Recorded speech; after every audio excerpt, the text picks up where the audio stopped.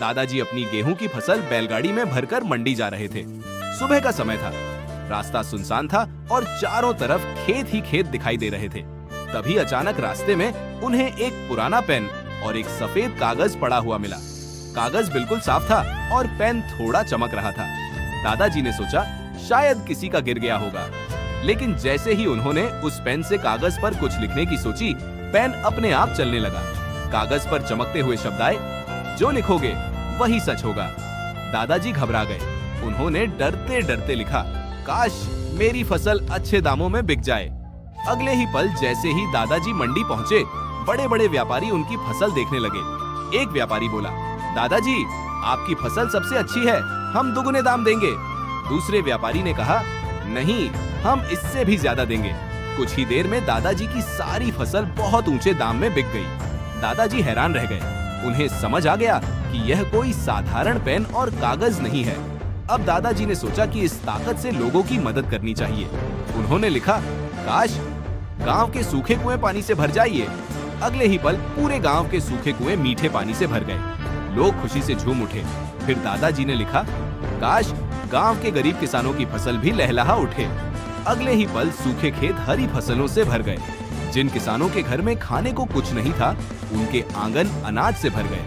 पूरा गांव खुशियों से गूंज उठा। धीरे धीरे दादाजी उस जादुई पेन और कागज से लोगों की मदद करने लगे। किसी की टूटी छत ठीक हो जाती, किसी के घर गाय आ जाती, किसी का बंद काम फिर से चलने लगता।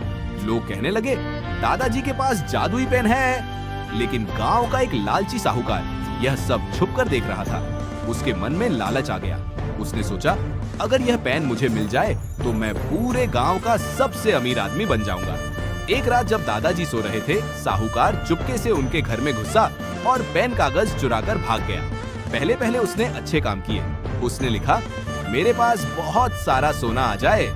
अगले ही पल उसके घर में सोने की ईंटों के ढेर लग गए। फिर उसने लिखा, मेरा छोटा घर बड़ा महल बन जाए।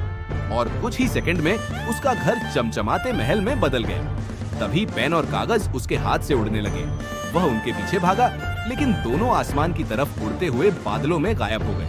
अगली सुबह दादाजी उदास बैठे थे। तभी अचानक आसमान में तेज रोशनी चमकी। वही पेन और कागज चमकते हुए नीचे आए और सीधे दादाजी के हाथों में आ गिरे। उसी समय आसमान से आवाज गूंजी, यह ताकत सिर्फ अच्छे कामों के लिए है, लालच के लिए नहीं। दादाजी मुस्कुराए और कागज पर कुछ लिखने लगे। उन्होंने लिखा कि यह जादुई पेन और कागज उसके पास चला जाए जो मेरी इस वीडियो को लाइक और चैनल को सब्सक्राइब करे। तभी पेन और कागज आसमान में उड़ गए और गायब हो गए। अब यह उसी के पास जाएगा जो इस वीडियो को लाइक और चैनल को सब्सक्राइब करेगा।